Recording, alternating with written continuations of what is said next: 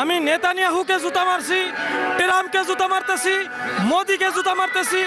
ফিলিস্তিনের মজলুম নিজ ভূমিতে যাদেরকে পরাধীন বানানো হয়েছে তাদের বিরুদ্ধে আগ্রাসন চালাইতেছে যারা, আমি তাদের প্রত্যেককে জুতা মারতেছি। আমি তাদের প্রত্যেককে প্রচণ্ড রকমের ঘৃণা করি।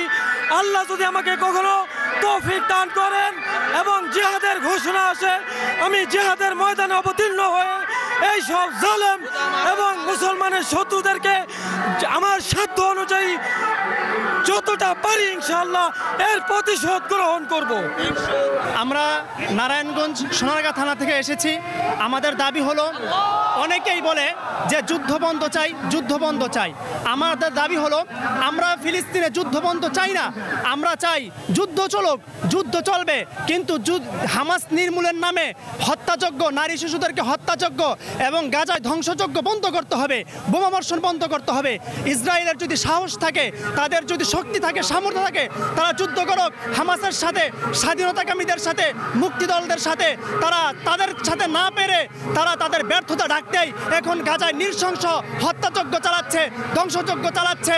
এর প্রতিবাদে, এর দাবিতে আমরা আজকে এসেছি। এখান থেকে আমরা এই দাবি, আওয়াজ তুলতে চাই যে আমরা ফিলিস্তিনের পক্ষে আছি, পুরো দেশবাসী আমরা ফিলিস্তিনের পক্ষে আছি। প্রয়োজনে বাংলাদেশের সীমানা পেরিয়ে ফিলিস্তিন যাব, জিহাদ করব, ফিলিস্তিনকে আমরা স্বাধীন রাষ্ট্র হিসাবে। সরকারের কাছে আমাদের দাবি হলো, আমাদের সরকার যেন আমাদের জাতীয়ভাবে যেন পুরো দেশব্যাপী সরকার ফিলিস্তিনকে সমর্থন জানায় এবং ইসরায়েলের প্রতি নিন্দা প্রস্তাব করে, এটা আমাদের সরকারের কাছে দাবি। বিশ্ব দরবারে মেসেজ দিতে চাই, তার মাধ্যমে তিনি বিশ্ব পরিচিত একজন ব্যক্তিত্ব, তিনি বিশ্ব নেতাদের কাছে এই আহ্বান জানাবেন যেন গাজায় নৃশংস হত্যাযজ্ঞ বন্ধ হয়, যেন নিরহ নারী শিশুদেরকে হত্যা করা বন্ধ হয়, যেন এটা একটা সুন্দর একটা সমাধান হয়। এই মেসেজ আমরা উপদেষ্টার মাধ্যমে জানাতে চাই। আমাদের দাবি হইল যে ফিলিস্তিনকে অতি সত্বর বাংলাদেশের পক্ষ থেকে স্বীকৃতি দেওয়া হোক, কারণ ফিলিস্তিন হলো একটা মজলুম জাতি। গোটা পৃথিবীর মানুষ ইহুদি নাসরাদের পক্ষ হয়ে আজকে মুসলিম জাতিকে তারা প্রত্যাঘাত করতেছে, পিছাঘাত করতেছে।